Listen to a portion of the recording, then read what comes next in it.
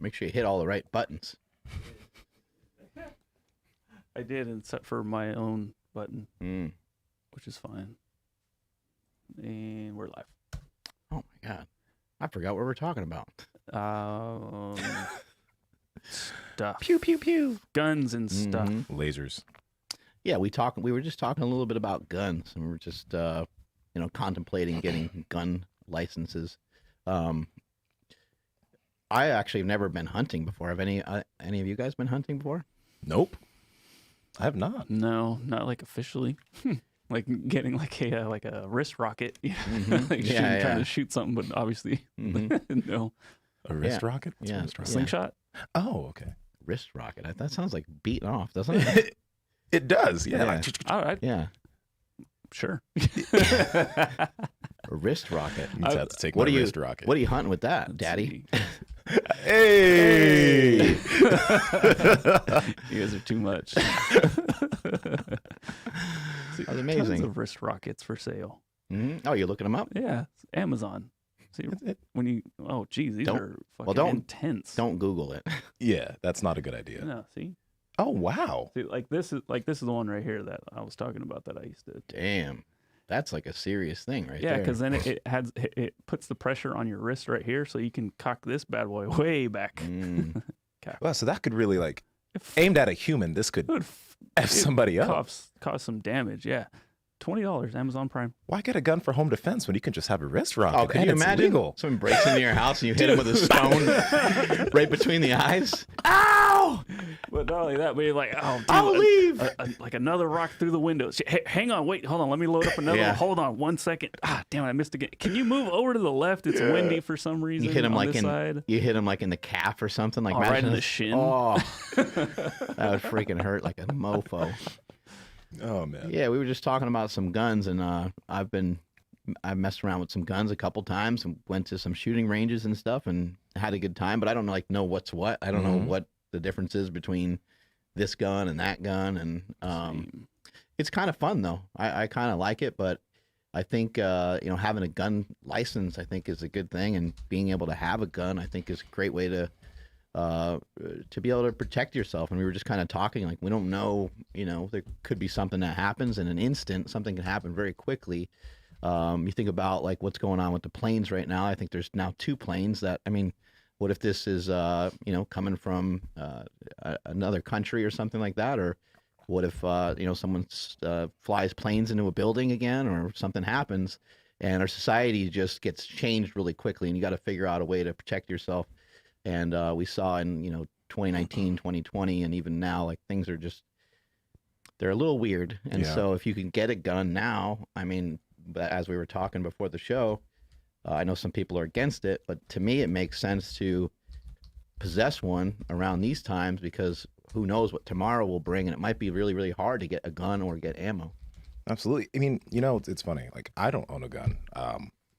My buddies have been telling me, hey, you need to get your license. You need to at least get one for home defense. But last year there was like an ammo shortage and a gun shortage here in SAC because of everything that was going on with COVID. Like, everyone that were like already gun enthusiasts, they were like, a lot of homies were like, hey, all these people, we're all buying up a bunch of guns.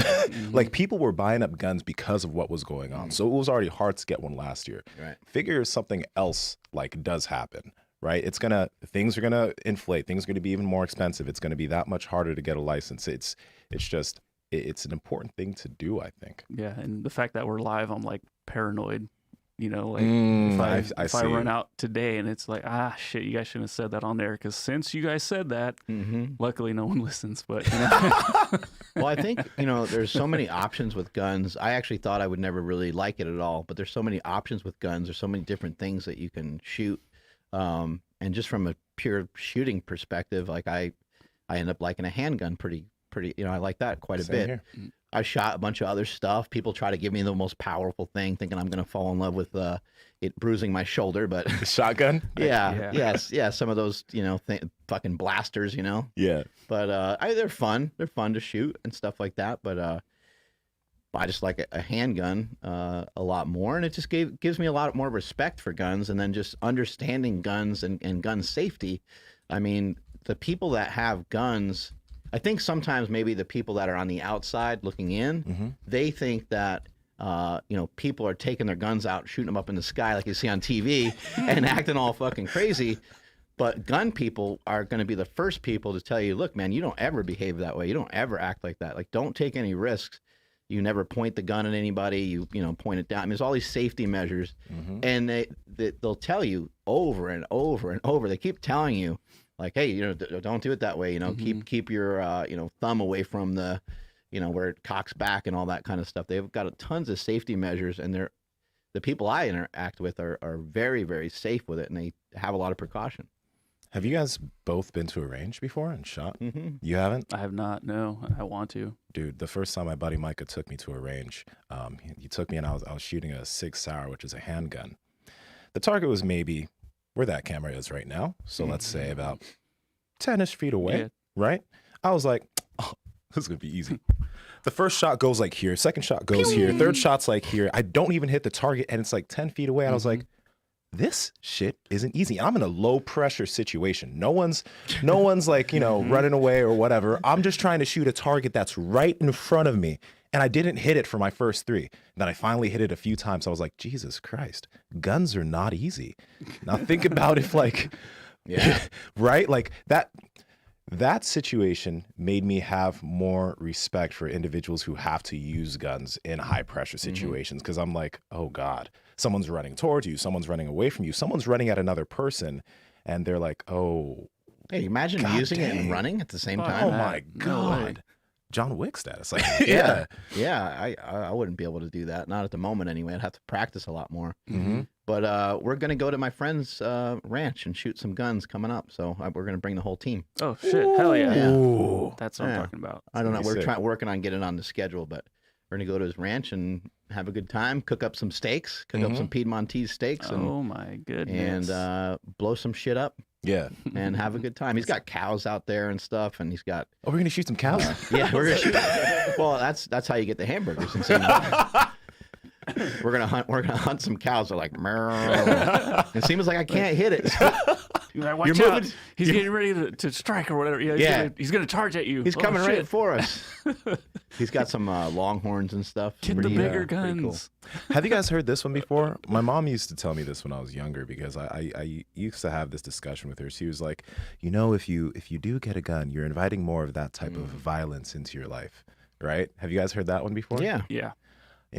I don't know. I don't necessarily agree with that. Like when I get a gun license and a gun, it's not to take the gun out with me and now be like this bad guy, right? Like, come at me, people. It's literally for home protection. Like my buddy was sending me, I told you this, my buddy sent me these statistics for home invasions. Like people can look up the layout of your home.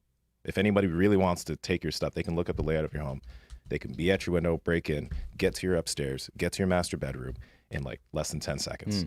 And if your alarm goes off, you're not going to have a response for maybe 2 to 3 minutes. Right. They could be in and out of your house within 2 minutes, know where your stuff is, and you're done, right? So that in and of itself was like, well, just in case. Right, yeah. I think this is a great idea. Yeah, no, but I totally get what you're saying. Like, I can't remember. It's something very similar with life insurance. It's like, oh, I'm not going to, as soon as you set up for life insurance, then you're going to die. Like, it's just sort of the same thing. So it's like, as soon as you get a gun, you start attracting some of that, some of that danger or whatever. But yeah. And I did think about that. I mean, I've listened to hip hop my whole life, and all the random stories of, your tech on the dresser and this and that. And so I'm like, yeah, no, I think we'll be fine. But now I'm like, whoa. AK on my Bible. Yeah, exactly. Lil Wayne. Now it's like, there's two kiddos, wife, and I'm like, fuck, man, yeah, I gotta. Yeah, you never want to have to use it. Like the goal is to never have to really use it. I think a fearful thing is to be completely defenseless. That's the feeling, yeah. Right. At least if you went one-on-one in a fist fight with somebody, I mean, they might know more than you. They might be able to catch you on something, but. At least you felt it was like even-ish. Someone whips out a gun, you don't have any chance with that. The reason why I'm laughing so much is because my homie told me we have this friend Sean, and Sean, he lives over at I'm not gonna say where he lives, but he's this old white guy with a bunch of guns, man. He has like he's stacked up. He's stacked up with guns. And we were talking one day. He's like, man, Nsima, you know all that jujitsu. Man, that's great. That's awesome. But if we were fighting, bro, I'd try to fight you for a second. Then I'd pull out my little handgun and go, boop, boop, boop. Yeah. And I'll just be like, right. My jujitsu ain't doing shit, man. Right. Wow. I'll be out in a few seconds and Sean will be here sweating. God, that was tough. Right? Like, self-defense is amazing. Right. But try to jujitsu a gunman. Yeah. Not going to be. I don't know how good that's going to go. Yeah. You're not going to be able to dodge a bullet, probably, Nope. you know. But I think it comes down to the user, you know. That's with anything, you know. People talking about psychedelics, people talking about steroids, people talking about all different kinds of stuff. And it's like, well, it comes down to the user, you know. There's some people that do anabolics and they do performance enhancing drugs and they don't research it or study it at all. They're 15 years old and they just started working out 6 months ago. They're not as big as Phil Heath and they're like, hey, I want to figure this out. And they figure out a way to get them online or whatever way they get them and they do it that way. There's other people that are like, let me take a systematic approach to this. Okay, there are some dangers involved. Let me kind of think about it more this way.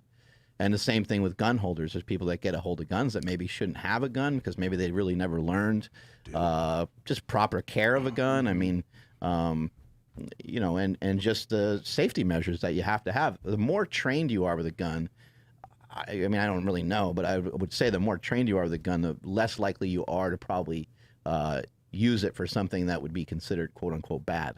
Dude, you know what you said there, right there was, it's something that I realized. It's the reason a lot of people are afraid of guns is because they just don't understand it. You know, I'm still scared of, you know, and I've been around them a couple times now, but I'm still like, I don't really know what I'm doing. All right. Yeah. Me and some friends were talking about this because, you know, I know our listener base, but some people say that white people don't really have culture. Have you heard that before? I don't know. Like I feel insulted. Right. No, but I'm getting somewhere here. I'm getting somewhere here because we were at Sean's place, right? And Sean, we don't have rhythm. I can agree with that. You don't have rhythm. Yes, you don't have rhythm. But a lot of people are like, oh, they don't have like culture, right? Yeah. When we went over to our boy Sean's house, I told you he has like hella guns. But then his kids came out, and his kid brought out a shotgun. He was showing me how to do all this stuff with a shotgun. Mm-hmm. Boy was like 9 years old, but he was like doing all this shit with the shotgun and whatever, right? Mm-hmm. Other kid comes out, he's like 15. I'm like, bro, how long you been shooting? He's like, first time I shot a gun, I was around 6. Yeah. I was like, God dang. Right. This is part of that culture. Right. And Sean's like, oh yeah, all my homies have guns. Mm-hmm. We're all like this. Mm-hmm. And I'm just like, that is actually a big deal. Right. You know, like teaching your kids how to do this, how to use it safely, how to use it rationally, because that's actually like as a citizen, right? If everyone knows how to do this, it's going to be safer, right? Right. And if you have a gun and use it for like hunting, you're recognizing like how this can be productive to bring something home to the family. And by the way, it can help you protect the family as well if that's ever necessary. Hopefully, it's not. Hopefully we just get to go out and shoot some bears or something like that instead of, having to use it in a crisis situation. Yeah. But like the thing is like, exactly, that is not a part of like my culture. Right. Right. Gun, all that stuff. That's not a part of it. More so, there's fear towards it or uneasiness towards it when there doesn't have to be if you're just like educated on how to use it. So I just found that so interesting that like a lot of these kids have just been shooting guns and it's normal since like they were so young, but they're so far ahead of the game, right? In terms of their ability to defend their families, their understanding of it. I mean, shoot, it's I think it should be kind of necessary. I know there's like 2 things that I'd really like to do. I'd like to hunt because I think I would have a new respect for just hunting in general and animals in general. To be honest with you, I don't even know, like I would not even want to shoot an animal, like that would be kind of hard for me. And the first time you do it, I'm sure it's probably an experience. The second thing I'd like to do is which sounds counterintuitive to what I just said, but I would like to go see a cow get slaughtered just to have a better appreciation of what that process looks like. Yeah. And to know like what is it, because people talk about factory farming and they talk about, hey, like you should really think about where your meat comes from. And these are all things that I would love to see at some point so that I have a better understanding, because maybe some of my practices aren't as aren't as good as they could be. Maybe I could have better practices, and maybe I can vote with my money and put my money towards places that, I guess, slaughter the animals in a different way, or in a more humane way, or however you want to say it. But those are two things I'd like to do, just to have a better appreciation and understanding of some of these things. Well, I mean, the hunting part would be pretty easy. I think you have a lot of homies that would take you hunting. Yeah. You have a lot, so that'd be pretty sick. Yeah, I got a lot of friends that are way into elk. it. I don't think I would enjoy like duck hunting, and some hunting where they're just kind of sit there and kind of wait for the animals to like come towards them. I'd rather like literally be on like a hunt, which I would imagine is probably way harder, and maybe people don't start there. Maybe they start with, something like going for some ducks or something, because maybe that's I don't know, maybe I have more opportunity to like get something that way. Just go hit up Cameron Haynes. Yeah, right. That dude apparently, yeah, he's a beast. Apparently, I heard that the reason why he does like all of this running and stuff. I don't know if maybe one of you guys sent me the video, but the reason why he like is so good at endurance running is all for him to be the best hunter. Like, he doesn't do it for the sport. He does that so he can like be the best hunter ever. Right. And that's insane. Yeah. Like that hunting. That was my buddy Jason was that way with Kuyu too. He, the logo that's the Kuyu logo is is like a sheep or whatever, and you don't think that like hunting a sheep would be like, I don't think of a sheep as like a hard animal to hunt, but I didn't really know that they live on the side of like mountains and weird areas, and they're really hard to get to, and a lot of people actually die trying to hunt for them. And it's a real exclusive thing. Like, sometimes you have to be flown in on like a helicopter to get there because the area is really remote. What? You don't have good communication with anybody in terms of like, them knowing where you're at and things like that. And so you can get hurt. And so you got to do a lot of training for it, because a lot of times you're going to, my understanding of this, I could be pretty wrong, but my understanding of this is that it's very, very difficult, and you're at high altitude sometimes. And I know Trump Jr. does that as well. It's like, it's a very difficult thing to do, and if you're not like running or in shape for that, you're not going to be able to do it very well. You're not going to enjoy yourself. You're going to be miserable the whole time. Absolutely. Yeah. And then so Cam Haynes would say that he doesn't want, because like it takes a while to like follow and get an animal. He's like, I don't want to spend a couple days tracking this animal and then get there and then be so tired that like I miss a shot. Not necessarily like oh shit, I didn't get him, but like I didn't shoot him right in the heart, or I didn't hit him right where it kills him instantly. It's like, I don't want the animal to suffer. And if he's going to suffer because I'm out of shape, like, that's not acceptable. So that's why he's always doing the fucking that would suck marathon. To hit an animal in like the leg or something. And then it takes off and you're just like, oh, come on. Right. Yeah, so it's just suffering right there. Yeah. I feel like, do you think you'd like hunting a lot? I feel like it's one of those things that if you start, you'll end up like really liking it. Yeah, and I'm it'll not end up becoming something. I feel like I would like it a lot. I think so. I think just like guns, I think there's many different versions of hunting. So I think I'd have to do a bunch of different ones and then see what I like. But I think I would find, I love to walk. I like to hike. So a lot of that is right up my alley. But, a lot of times when I hike, I'm hiking with really nothing, maybe a thing of water or something like that. In this case, you got to bring a bunch of shit with you, and it sometimes sounds like you're kind of roughing it and stuff like that. So I don't know. I think I would enjoy it. I think I would really like it because it's just so different than my normal day to day.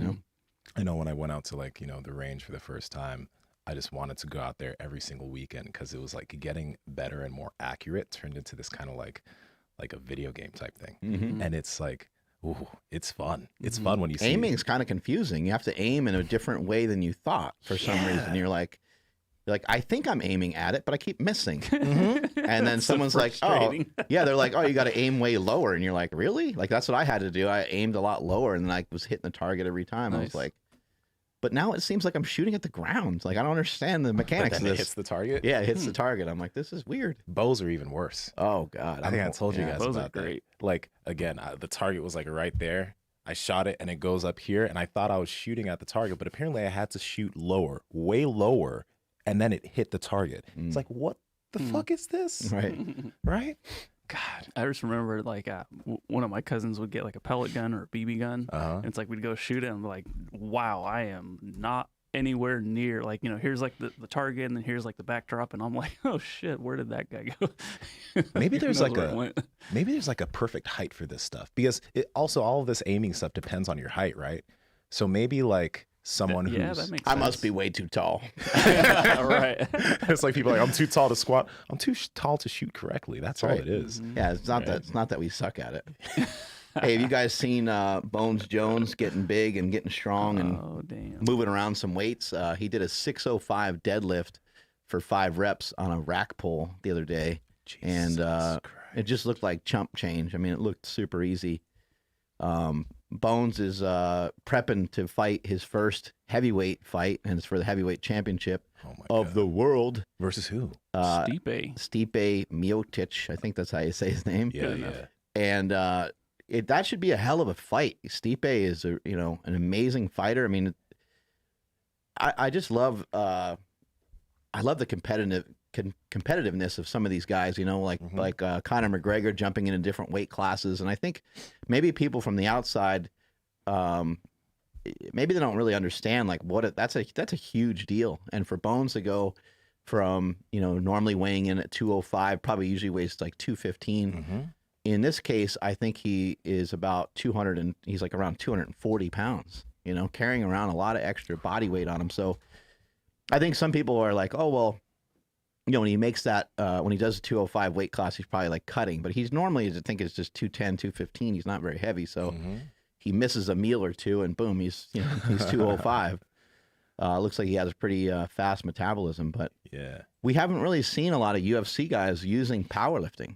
And the one time that he did use powerlifting and he had a little bit of a layoff, he came back and he was pretty slow. And I remember his coaches kind of banned him from like powerlifting. But as Bones Jones goes, he's going to do things his own way. Yeah. But yeah, he's moving these weights around.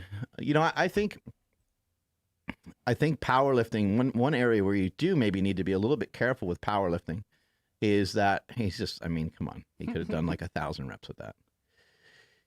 I think one area where you might need to be a little cautious with powerlifting is that it's not interrupting your training. Yeah, you can see he looks thick there. He looks great. You don't want to interrupting like your weekly training schedule. And as long as he's able to still throw his kicks and still, block takedowns and stuff like that. But if your back is getting tight and you're trying to block somebody, and now it's interfering with some of those things. So that would be the one area where you just might need to be a little cautious, but also let's not forget, we're talking about the greatest UFC fighter of all time. I mean, he's the greatest UFC fighter of all time. People need to just get over it. He's the greatest UFC fighter ever. Yep. Until someone else is able to, take that title away from him. He's the greatest of all time. Yeah, it's insane that he's moving up for his first heavyweight fight against Stipe Miocic, who's been labeled as like the greatest like heavyweight of all time. Right. It's not like he's going up to fight he's going up against a top 10 guy. Like, no, he's going up against the guy. Like, holy, like. Yeah, and Stipe gave Francis Ngannou the business, and Ngannou's even a scarier cat now. I feel like that'd be in a crazy fight, him versus Ngannou again, because Ngannou's skill just went up. But I mean, if Bones beats Stipe, I think we're gonna have Bones Ngannou, because everyone's going to want to see that, right? I think Ngannou's the funniest fighter because he's literally the iteration of One Punch Man. Either of you guys know who One Punch Man is? No. Well, the few anime lovers of this podcast will understand that One Punch Man is this anime where this guy just beats everything in one punch. And Francis Ngannou, it's literally like, okay, he's fighting. And then he throws this overhand punch and it's just whop. And if he hits you with it, you're out. That's Ngannou every single fight. Just pop. Yeah, that's how it looks. He just fucking smashes people. It's insane.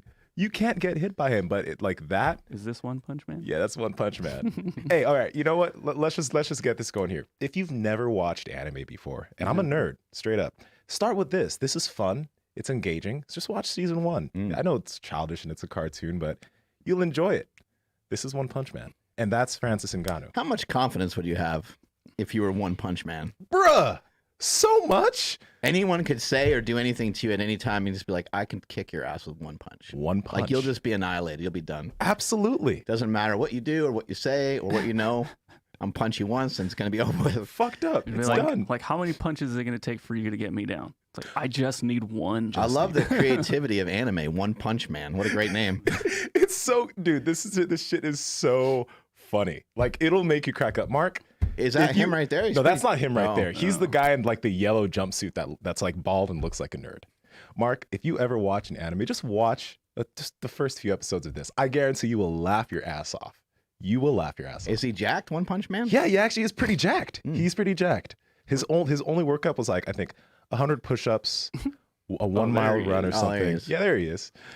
Why is he One Punch Man? How did he gain access to this phenomenal punching power? By working out. Ah, shoot. If some of the listeners could tell me. But by working out, he literally said his workout routine was 100 push-ups, 100 pull-ups, like a few mile run, and he did that every day for like a year, and he became One Punch Man. That's so inspirational. He's not a very handsome guy, so it's good he's got this punch thing going. He's actually very handsome. Look at him right there. Bald.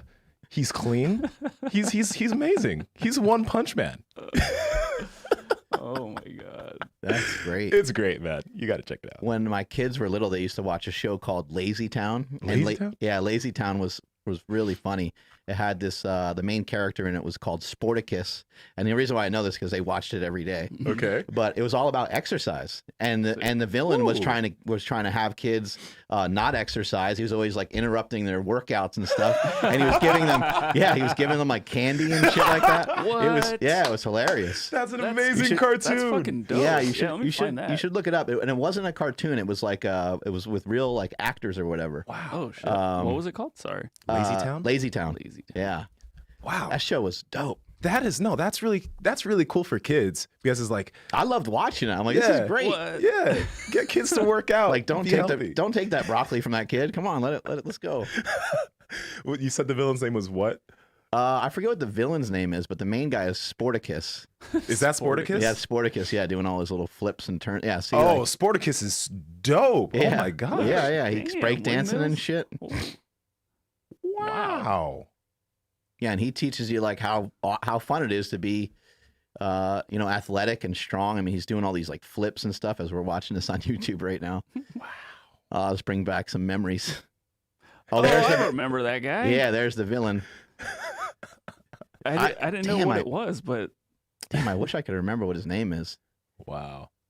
Yeah, I was a little bit too old for this one, but that's dope, man. We need more like education or fun things for kids in terms of health. I remember that pink girl from something. The pink-haired girl. I've seen her in something, but Nsima, with powerlifting and jiu-jitsu, have you over powerlifted yourself before and kind of went to class like cramping up or has there been any like ill effects, like you're trying to grab onto someone's gi and you're like, oh, I fucking deadlifted a ton yesterday or did a lot of pull-ups and my forearms just don't have what they need for today? Has been anything like that? I mean, that stuff happened more so at the beginning, but like there's always the adaptation period to it. You know, you get like, first off with jiu-jitsu, you've never gripped things like that before, so your grip's going to be tired as is, and your fingers hurt and stuff like that. From what I understand, yeah, the fingers hurt and all of that. But that's the thing. It's like with all of this stuff that we talk about here, it's just a time game.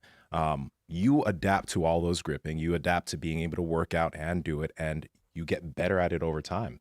And now I don't deal with that anymore. Like I could deadlift and then I can go to do jujitsu and my grip is going to be perfectly okay. I think that you have an interesting philosophy on things, because my understanding of you a lot of times is if you go to practice fatigued, you're like, that's actually kind of good. I think that's great. Right. Yeah.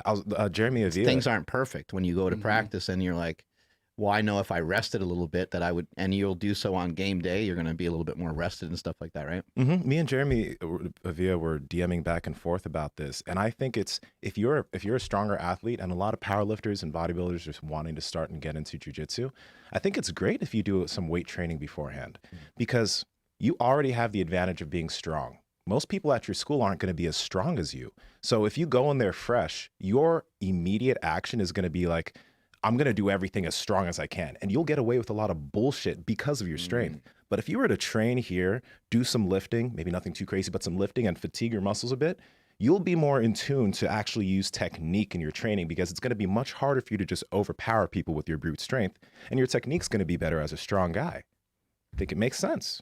Yeah, and imagine like if you can do stuff in a somewhat fatigued state, you know, how much much more superior you're going to be to everybody that you're going against, and you do so in a manageable way. I think that's the key, because if you destroy yourself, if you're in here training for 2 hours and then you go to jiu-jitsu, we can obviously see that at a certain point that's going to be a mistake. Your jiu-jitsu is going to suffer. You're not going to really learn the technique. Therefore, the technique won't be ingrained into your brain, which is the main thing. So you have to remember shit.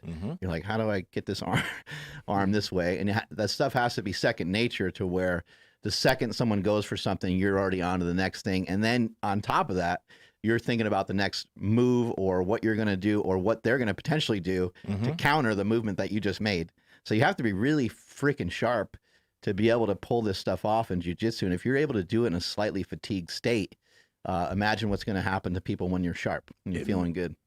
It makes a big difference, especially for strength athletes that are going to the sport. It's the same kind of idea when you talk about doing leg extensions before you hit up a squat.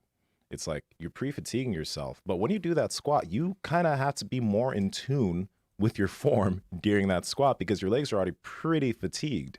Like, you can't just go in fresh and try to move as much weight as possible, because sometimes you'll just be a little bit too excited and it might end up a little dirty. But when you're in tune with like a little bit of fatigue in your legs, you are more careful when you're actually executing a lot of these movements. And it also goes along with your eating in a way. You know, we're talking about pre-fatiguing a muscle, how you can get I wouldn't even say better stimulus, because that's not the really right word, but a different stimulus. If you do leg extensions beforehand, you pre-fatigue the muscles, you can tap into the muscles a lot better with less weight.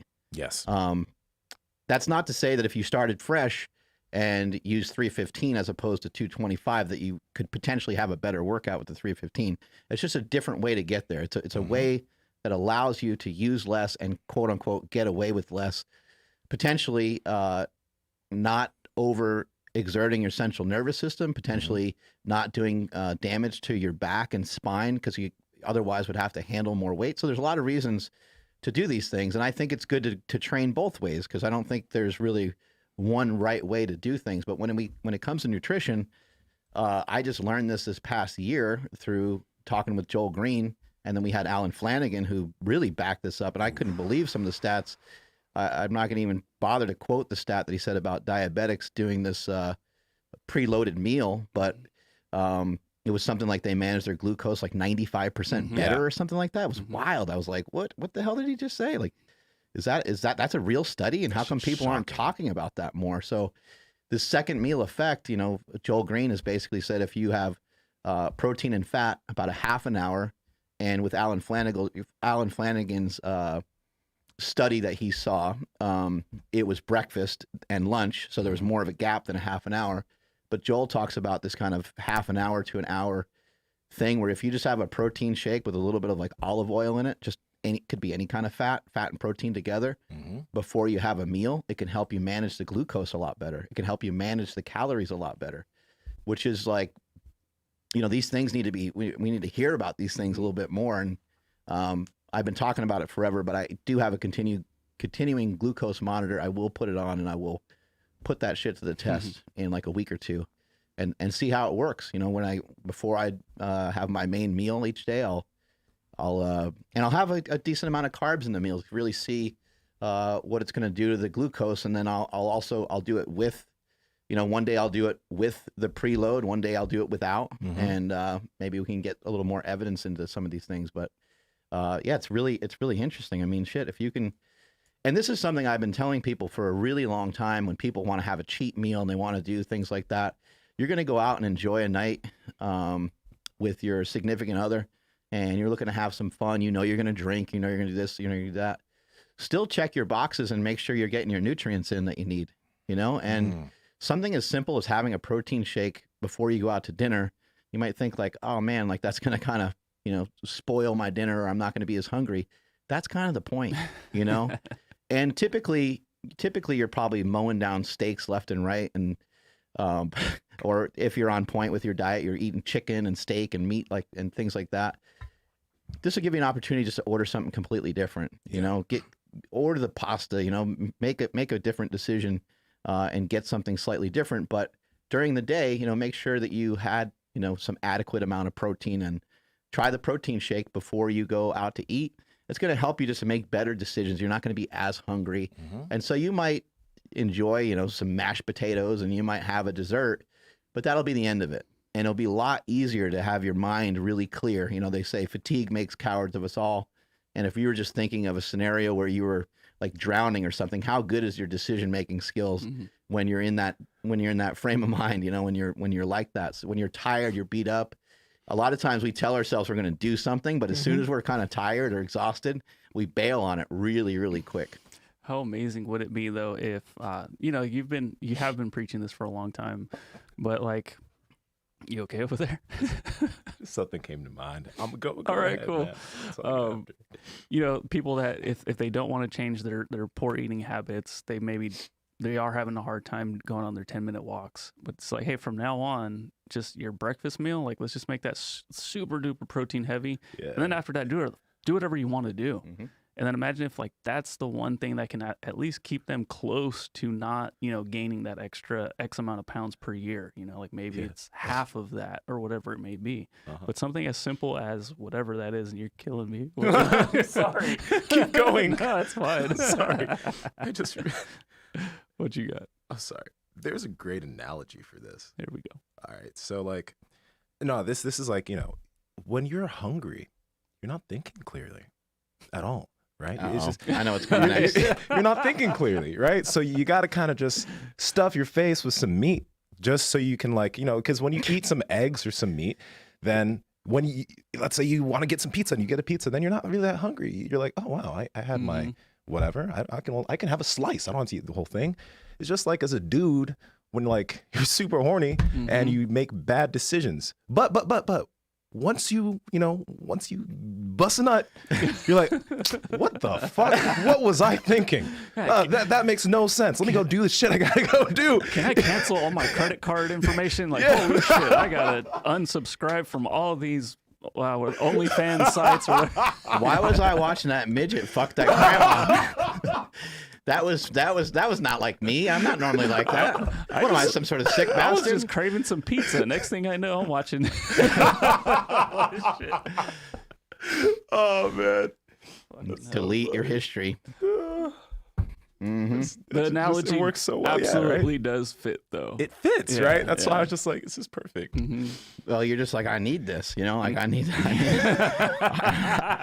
you know? Yeah. And you know, these, and when it comes to food, I mean, food is we need food for survival, you know, and it's our job to, you know, to reproduce as well. So these are things that are like, they're stuck inside of us, you know, and if you don't release it, you don't get it out there, you'd be full of poison all the time and make some bad decisions. Well, absolutely. Like Carl Lenore said it great on the episode that just aired this morning. I don't know how he said it, but of course in his very, you know, New York way, he just basically said something like, if you're fucking, you're healthy or something like that. You know, like if you're having orgasms, then your body's like, yep, we got to keep you healthy because we got to make more people. I think Carl Lenore's thing is, one second. Carl Lenore, it's sex, sunlight, and sleep are the three things that you need.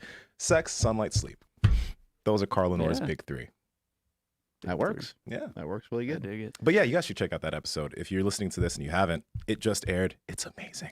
It's so Carl good. Lenore's hilarious. We talked about his history growing up, you know, where Biggie grew up, right? And just, man, it's a lot of great conversation. And then we got into talking about peptides and performance enhancing drugs and all kinds of stuff. I mean, we went all over the place in that one. It was like hanging out with like your cool uncle that knows all the cool shit that your parents, you can't talk to them about. Yeah. But like you talked about like guns and shit and steroids and peptides and sex, all kinds of fun stuff. Yeah. He's all knowing. He's a mad scientist, man. Like the stuff he was saying in terms of like the vitamin D ointments he was making and a bunch of other things that he's coming out with is just like trend cream. Dude is trend cream. Like man is ahead of his game. Yeah. He's coming out with that testosterone. And like, how do we get involved in this? And it was so funny, dude. So like, sound amazing. The very first comment was like, "Oh, from the thumbnail, I thought it was Joey Diaz or something," and I'm like, "I told you." Yeah. Like that's so good. He's like a clean Joey Diaz. Yeah. A clean and fit Joey Diaz. health conscious. We were talking about some powerlifting. Yeah, we were. And you guys just fucking threw everything off track. Sorry, man. Anime and Andrew, when stuff. you've competed in a powerlifting meet before, how does that feel on your body? Like, do you prefer bodybuilding more so than you prefer powerlifting, or your back seems to kind of bug you quite a bit either way? Was there a difference one way or the other? Between powerlifting and kind of, I guess, maybe more of what you're doing now? Yeah, I would say with powerlifting, like after like a solid day of we're going to go for like a heavy triple, or we're going to go for heavy doubles, or we're going to see what you got today. I just remember feeling so like just run down after that. Like I just was like, it's a great way to put it. Yeah. Like you hear, like the fitness enthusiasts, like, oh, you're going to be full of energy. You're going to be, ready to tackle the day. After like a hard powerlifting, training session, I would just be like, I don't even know if I want to drive home right now. Like I am beat. As far as like pain, on my back, I wouldn't, it's tough. I would say that powerlifting definitely took a bigger toll on me. Just because of the like bodybuilding movements, that it's all super lightweight, and it's more of a fatiguing effect as opposed to like a I don't want to say stinging, but like it just like was kind of painful at times. And it was because like using like a transformer bar or doing good mornings, it's just like it's just not smart for me to do those. Now that I know a little bit more, then I probably would just avoid those and focus more on like. We're gonna get to the bottom of it tomorrow. Oh yeah, talking to Stuart McGill, right? Stu McGill. Oh snap! Yep, that's tomorrow. So my goodness, time people listening to this. I'm really excited for that. Another great opportunity. We've been talking to him forever, and we haven't been able to kind of pin something down. And tomorrow's our big shot, our big chance. Wow, that's gonna be an amazing. Yeah, guys, you got to listen to that one. That's gonna be fucking good. If you have any type of back issues, Stuart McGill has your answers. Yeah, so that'll be like probably published on Wednesday of this week. Cool. Don't know the date. Couldn't help you.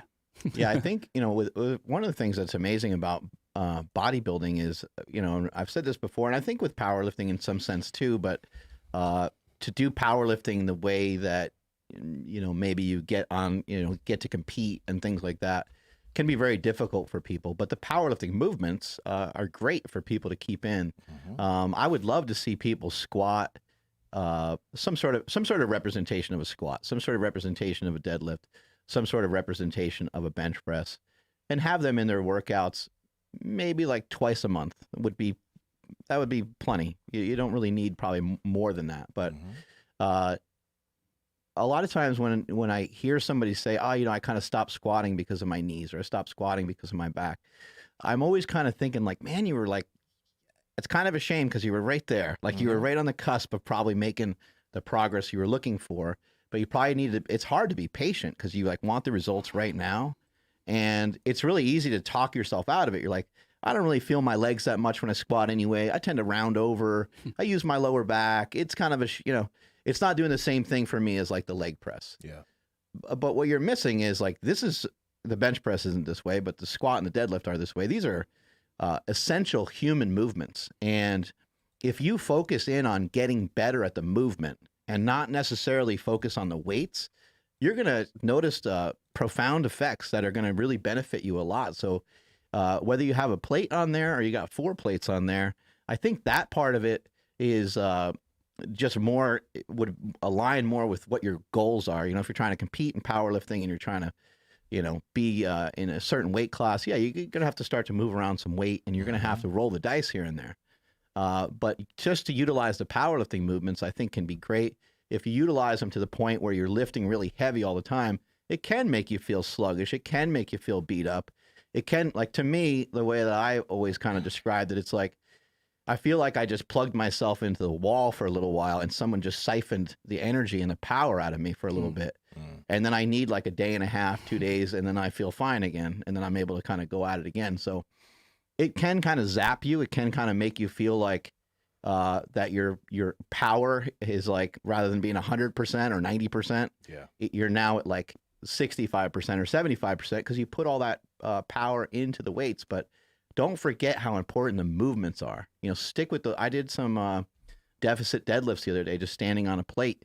And I used 155 pounds, and it was in a circuit that I was doing. I'm like, this just feels fucking amazing. It feels good. And I was the whole time thinking, you got to add weight, you got to add weight. And I'm like, no, there's no reason to add weight. Remember, you're practicing nasal breathing. You're doing something different. It's part of a circuit.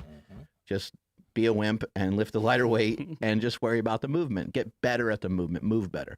Yeah. So one thing that I think like would help a lot of powerlifters, no matter if like, because like if you're a super competitive powerlifter, that fatigue is going to be there. But even if you're someone who enjoys powerlifting training, you train it kind of seriously, one thing that's going to help you to recover better is just having a little bit better cardiovascular, health and cardiovascular capacity. Like, because I forgot who we talked to, but like recently he did some stuff with Andy Galpin. Brian McKenzie. There you go. Yeah, like just having better, just being able to breathe better will help your recovery. I've noticed that massively. But I think when you're talking about the squats, man, when some people give up, I think some people are just scared of like regressing or having to do regressions. Because I remember when when I was training in the gym when I was younger in my teens, I would love the hack squat. But I was deathly afraid of like squatting under a bar because I was just like, I don't have the mobility for that. I can't get down that low with weight comfortably. Then one day I was just like, fuck it. Just fuck it. Let me start with some goblet squats and get myself used to, squatting all the way down with my knees. And then I got supple leopard and I learned a little bit about that. And then I was like 135 on the bar in terms of my mobility at the time. It was actually pretty difficult. I mean, I was over here hack squatting 5-6 plates. Bothered your knees or? Like I didn't have the room in my hips at the time. And like I couldn't, my form just didn't allow me to get down low enough. How long ago was that? That was when I was like 17, 18. But that was when like I was doing a lot of hack squats and leg presses, but I definitely avoided the squat just because I was one of those guys who's like, I'm too tall to squat. Like squatting's not for me. But here we are 10 years later and you can easily, I think you can load up 5 plates any day of the week and squat it and maybe for a few reps and be okay. And I can get into low position, but that's just because like I had to give myself time. And it started with goblet squats. It started with heavy goblet squats all the way low, creating torsion, just like it talked about in supple leopard. Started with 60 pounds, 40 pounds? Yeah, 40, 50, 60. Yeah. And then I was able to load up on the bar and then comfortably get lower. And then after I got the hang of it, boom, weight started to move up. But it started with that regression all the way to goblet squats. And some people don't want to do that because it's not loading 3 plates on the bar and squatting, right? Or some people want to squat, but then they squat with bad form, which causes pain in the knees and the hips. You got to start at the beginning if it's not working for you. You have to, I think something that might be helpful to some people is you got to kind of work your way backwards on stuff. So think about, let's forget about like long-term goals and let's forget about like dreams like for a second, because those things are just, they're out of reach for the moment, so just what's kind of the low-hanging fruit? What's something that you can do? What's something that you can work towards now? Let's just say it's a 315-pound squat. If your goal is to do 315-pound squat, let's work our way backwards from the 315. Just like when you're a kid and you try to trace through like a maze. Yep. You fuck up and you're like, try to like cross it out or whatever. And then you go to the finish, right? And you work your way through the start. And that's what I think a lot of people need to do. Go to the 315, circle it. What are the things that you need to do to get yourself to that starting position? What's it going to look like? What's it going to take for you to do it? But what are things that you personally can actually do? Not things that The Rock can do, not things that, some celebrity or some Instagram famous person can do. What is it that you're actually able to do? If you hear me say, hey, hit up 3 10-minute walks every day and lift weights and you don't feel like you got time, just whatever it is that you can actually accomplish. Make it simple, make it easy. What can you do to squat 315? Well, one of the major factors in being able to squat more weight is for you to move more efficiently. So if the thing that's holding you back is every time you use 275, you're looking at the floor and you're rounding over, let's figure out a way to address that.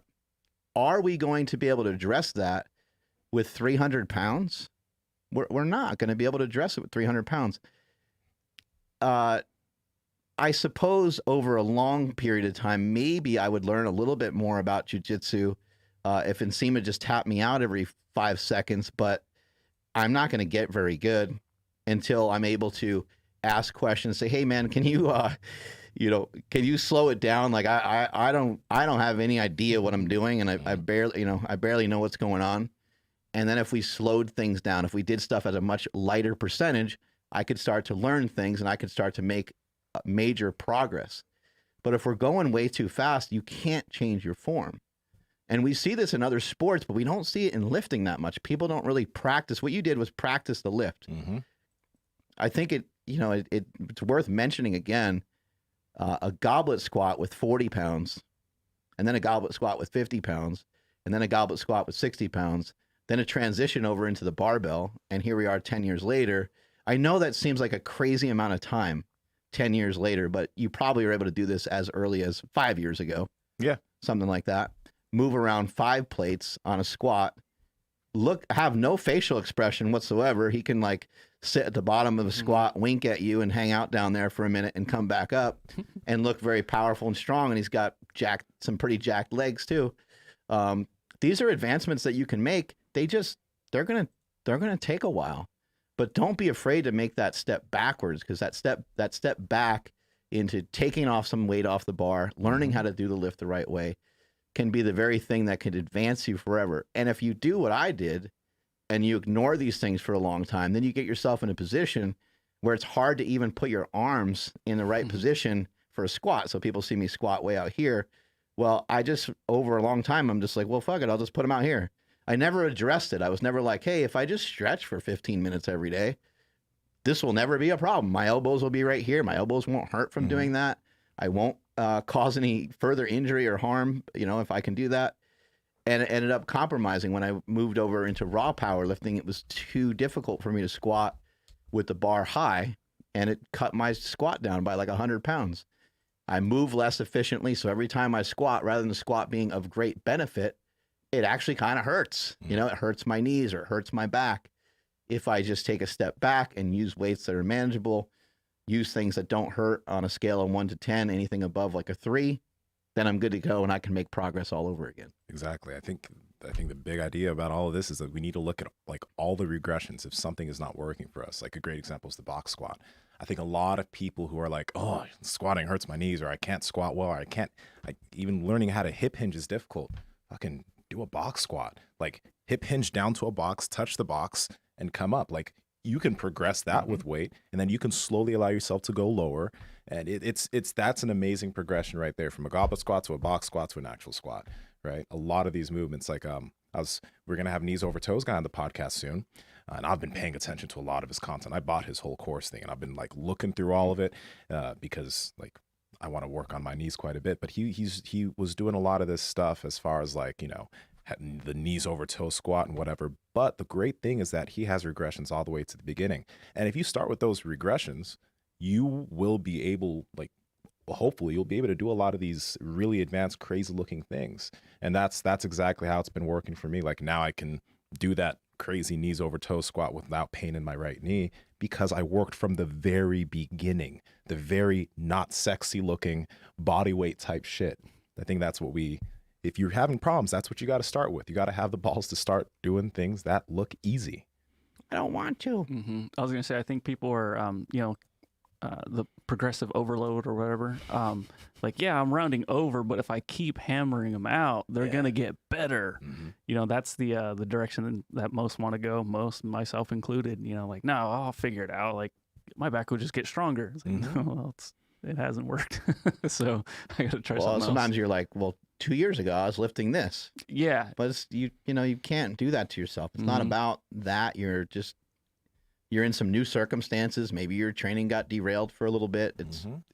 It's fine. It's going to happen. And if you have ever built up a certain amount of strength, you're going to be able to get back to that strength very, very quickly. So it might take a couple weeks, but it's probably not going to take a couple years. So just, be patient with it if you fell off at all, I think that's something that's not talked about a lot. Like when a lifter has attained some really good level of strength, but for some reason, maybe they got injured for a long time, or they stopped lifting for a long time to focus on other things, and then they want to try and come back, but they're working with weights that used to be an absolute joke. I think that's something that a lot of people, they find it hard to start making progress again, because there's probably going to be a 3 to 6 half a year period, which seems like a long time, where you need to you need to rebuild. You can't just go deadlift this again or squat this again. You have to rebuild and do all of the boring things that got you there before. Are you willing to do that? You know, like I think it's a funny comparison. I tried to play some indoor soccer a few years ago, and my body wanted to do all these cuts and moves that it used to be able to do. And I did one cut and I was like, fuck. And then from that day on, I was like, mentally, soccer is not my game anymore. Because I literally cannot handle, I personally, that's something that I cannot handle the regression. I don't have the time or the energy or the mental capacity to try to improve myself back to what I was. Run around cones it makes and me shit too all sad. It makes me too sad. I can't do it and I don't want to do it. So that's real.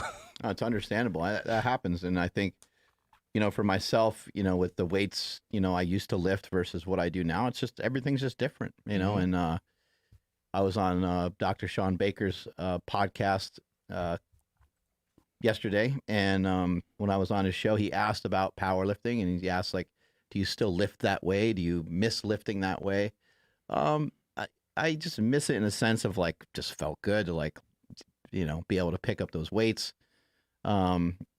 But I don't really miss it because I did it. I went through it, like, kind of like yourself with soccer. I'm sure there's certain aspects of it that you miss. The thigh wars in the shower with the boys, things that was the best. You know, things like that, the short shorts and whatnot, you know, but no you know, undies. Yeah. Whoa, wait. Yeah. Okay, cool. I had to think about it for a second. Yeah, of course. But there's not really, like, I don't really miss, there's a lot of things that I don't miss about it. You know, I don't miss my body, like, being beat to shit, you know, week in and week out. There were some fun things that I was able to do, and there's some weird challenges I was able to do that, I'll just never forget. Like, they were sick. Like, I remember I talked to Sully about this the other day.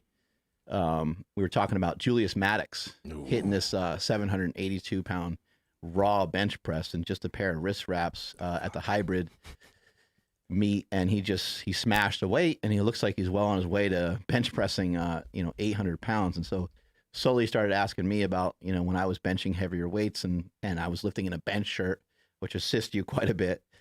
So I wasn't doing anything near what Julius is doing. But I remember one time I was just, like, kind of adding up weights one day, and I was like, well, you know, it'd actually be really cool just to stack, because I normally, when I would bench, I would use 100-pound plates and a couple kilo plates, so that we didn't have to put that many actual plates on the bar.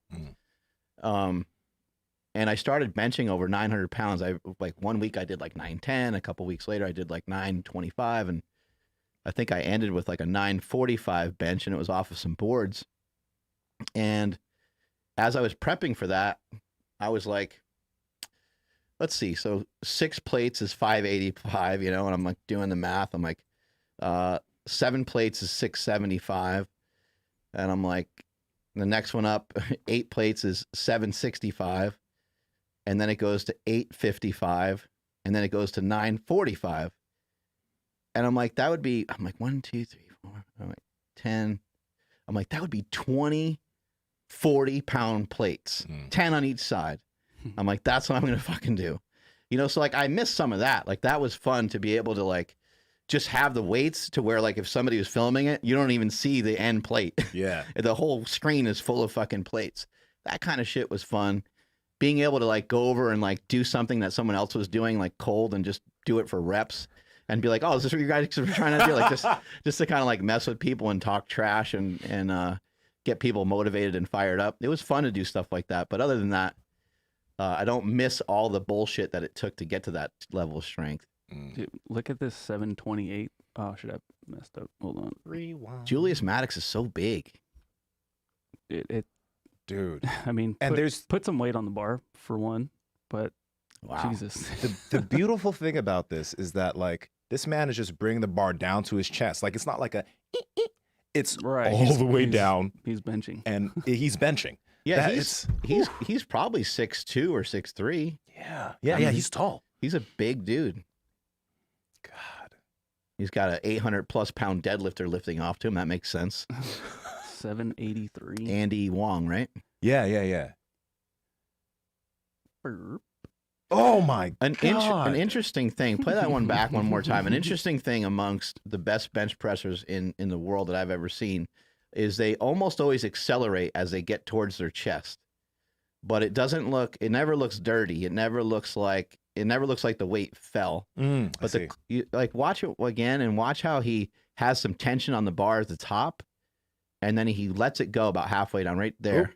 You see that? Yeah. And he's like, yep, elbows. He's going to bench differently because he's so big. You know, you tell this guy to tuck his elbows, he just can't. He's just got like all lats, and there's a lot of stuff in the way on this guy. Wow. That is a big, big boy. I don't understand, you know, at these meets, it's so funny. This is a hybrid meet put on by our good buddies, Hayden and Bo, Steph Cohen and Hayden Bo. And they did a tremendous job. It looked like everybody had a good time. But it's so funny after these like world record benches. It's like, why does it take like all this time for him to be able to see like what the results were for his bench? It's like, wasn't that clear that was a good fucking bench? Why's he got to wait around? He's like looking around. It's the suspense, man. I know. Gotta build that suspense. The judge probably just forgot to hit the button again. That's the channel I keep talking about, that lifting vault. That guy's doing a great job with that channel. Shit's awesome. Go subscribe to that shit if you want to see some freaky ass lifts. Subscribe to Lifting Vault, people. Oh man, I don't know. Let's see what's on his. We don't have time to talk about it today, but the social media and lifting, man, that's a big deal. What? Because like you see so many freaks moving weight. Oh, got it. Yeah. Right. I think we can transition to that and we can get on out of here. I know you got a shoot, right? Yeah. But we'll get you over there. I think it's like there's a reason why, you know, people are like, oh, more drugs are in use now or whatever. I don't think so. I think it's just like the reason why you can see so many of these people doing crazy things. It's like, you know, when Roger Bannister did the 4-minute mile, everyone started doing it. But now you got people doing crazy shit you can see. And some kid in fucking Wyoming is on Instagram and he sees someone squat 600 pounds. He's like, I kind of look like that. Let me go try that too. And on his first day, he squats 400 pounds. And a few months later, he's on social media squatting 700. That shit is happening now. I think it's like, it's crazy the shit we're going to continue to see because it's insane. That's definitely the big difference. Is social media is a huge reason. I think some training techniques have changed. Yeah. But there's nothing new in terms of like equipment, really. I mean, there are better knee wraps, and that helps a little bit. Like you could say, all right, that helped by 25 pounds or whatever. And there's some better stuff out there. But it's the training techniques. It's the frequency at which people train. People now have a better understanding of, like, you know, you can train your squat 3 or 4 times a week and you can make great progress with that. You can deadlift a couple times a week and make, you know, so people have kind of found their groove with what works really well for them. But 100% of it is or not 100%, but a huge percentage of it is coming from just seeing somebody else do something. And then it's not just, I think years ago, it was people that you thought you could never aspire to be. You know, it was like Hap Thor Bjornsson, or it was Eddie Hall. You know, it was these people. When my dad was growing up, he never thought he could be Mickey Mantle, like and a lot, and his my uncles as well. People of that era, they didn't really think that way because they didn't have examples that were like within arm's reach. Now there's only 1 degree of separation between the best in the world at something, any material expert at anything, or your idol, or however you want to phrase it. And like, I was a huge fan of Bo Jackson. I knew I could never be Bo Jackson. Like, Bo Jackson is a unique, he's a unique individual. They only made one and they threw out the mold, right? With somebody like that. But now you can look at some of these great lifters on Instagram. I think Steph Cohen is a huge reason why you've seen so many females lifting heavier weights and handling heavier weights.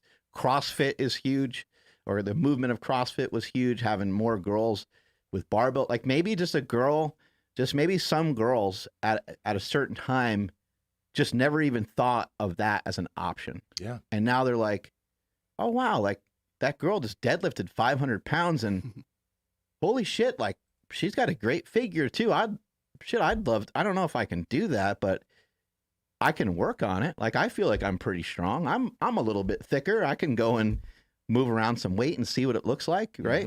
And I think that social media and having people that maybe just look a little bit like you, because social media is such a broad thing. So many people have forms of social media. It's not just some 350-pound guy that's 6'5" that's moving around huge weight. And it's not just some niche sport that's only covered by a magazine. That's what powerlifting used to be. It was only covered by Powerlifting USA. It wasn't covered by any of the bodybuilding things unless you were Ed Cohn. Ed Cohn was the only one that would sneak out a little bit here and there from behind the scenes, because he was just so strong that people could, it was undeniable. People had to talk about him. So he had a little bit of press behind him, but not one other person had any press behind them. Yeah. So many people, like the amount of people that are being touched by fitness, powerlifting, bodybuilding, whatever, it's exponential versus what it used to be. And because of that amount of people being touched, you got people in the freaking UK, you got people in Africa, you got people in like all over the world that you see are doing wild things that you never would have seen before. Like, I feel like this could be, some people might think this is a stupid statement, but Usain Bolt, his, like, in terms of what he's been able to do in track and field, yeah, Usain Bolt, just like Bo Jackson's a very specific mold, but I really feel like we're going to have somebody else within the next decade that is Bolt-esque because of what we've been able to see. Like, there's going to be some crazy dude with some wild build that's going to break that insane record that Usain Bolt did. Because again, it's just, a lot of this stuff is so widespread and so many people are able to see it that there's some one kid that's like, I can do that. You know, just like the Jamal Brown ad we were talking about. He just broke his record by 10 kilos.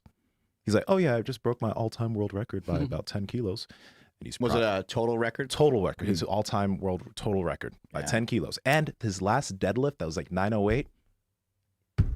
It looked, he had what, maybe 40 more pounds.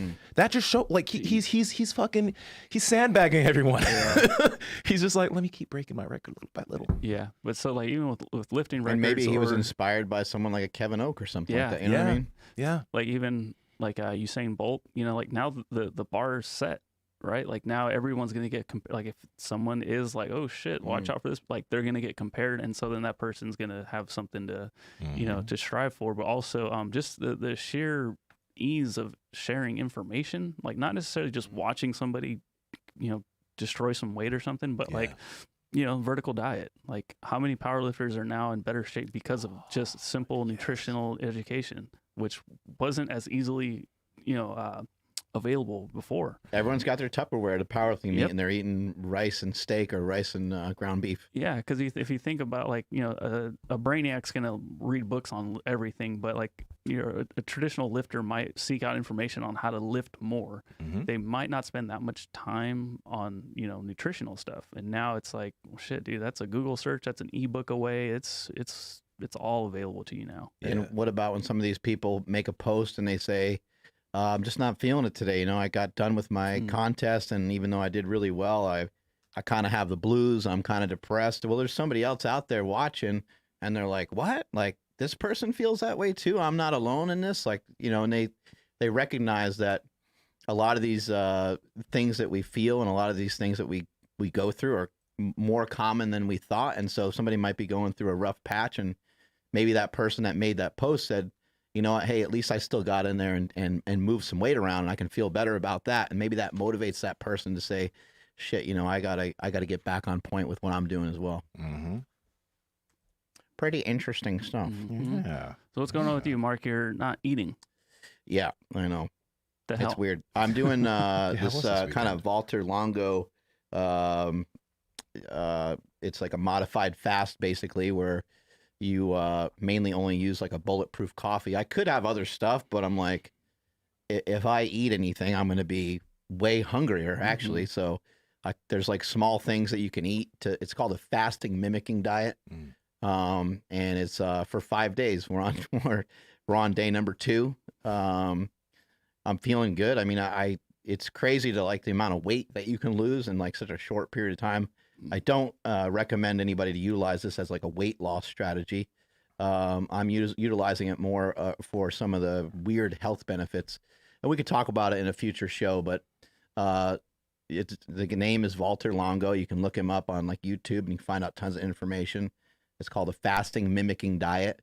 Usually you utilize the fasting mimicking diet for 5 days straight. And then you have 2 days where you go into like a more of a Mediterranean / keto style diet. But we've talked about fasting many, many times on this show, and it will help increase new cells, help get rid of old cells. It can even produce stem cells, which is part of the reason why I'm doing it. I'm seeing if I can kind of have a reset of my circadian rhythm. Last night was the first night in a long time that I had a good night of sleep. Whew. So I think that, pushing back my food, I think will be a big part of it. Trying to get 3 or 4 hours, or maybe I even need more, which seems ridiculously inconvenient, but I will figure it out. So, Dr. Gould that we had on the podcast, it's kind of his theory that, when you have sleep apnea, that you are causing some brain damage to a certain extent. He thinks by utilizing autophagy and what fasting can offer, it can help repair the brain and help kind of reset everything. I'm like, shit, that sounds good enough for me to go ahead and do it, because the diseases that people are ridding themselves of via fasting, like fasting isn't going anywhere. Fasting is going to be a bigger part of nutrition than we've ever seen before in the upcoming years. The more research that they have on the safety of it and what it can actually do for you, you're going to see more and more people actually leaning towards it, because there's obviously some risks to it. You're not eating, right? So yeah. I don't want to pretend that there's no risk to it. I have to work out a specific way. I can't, go in the gym and just go bonkers on my lifting. I need to make sure I have my element. I need to make sure I have my electrolytes. And like I said, we'll talk about this a lot more on another show where I got more time to just strictly talk about that. But I'm excited to do it. I'm excited to give it a go. Hopefully we'll be able to get Vaults for Longer on at some point. Yeah, we definitely will be able to. Yeah. Yeah. Well, we talk about poop and dicks too much, I think. Maybe. Yes. I think Vaults likes that too. He might. Yeah. Everybody does, right? Every man likes poops and just poop jokes. Yeah, poop jokes. In general. Yeah. Usually if you don't laugh, a dick. So. Yeah. If you don't laugh at poop jokes, you are a psychopath. That's actually a fact. Take us on out of here, Andrew. Sure thing. Sorry that you can't enjoy some of the Piedmontese beef that we have laying around everywhere. What's up, Carlos? But if you guys are not fasting for 5 days like Mark and you want to take advantage, please head over to Piedmontese.com. That's PIEDMONTESE.com. At checkout, enter promo code PowerProject for 25% off your order. And if your order is $99 or more, you get free 2-day shipping. Dude, Carlos is looking good today. Carlos does. I gotta mention the white pants light on. pants. Yeah. Don't fart. Oh, yeah, for reals. Yeah, that would be done for. Anyway, links to Piedmontese down in the show notes and YouTube description. Please make sure you follow the podcast at Mark Bell's Power Project on Instagram, at MB Power Project on Twitter. My Instagram, Twitter, and Clubhouse is at I am Andrew Z. Nsima, where are you at? At Nsima Inyang at Instagram, YouTube, and Clubhouse. Go download Clubhouse, people. We've been having a lot of really dope conversations there. So you need to go download that right now. And then also go to our Apple podcast and leave us a review, 5-star review. Go do that, because you like us that way. Mark? Hell yeah. Strength is never a weakness. Weakness is never a strength. Catch you guys later. Bye.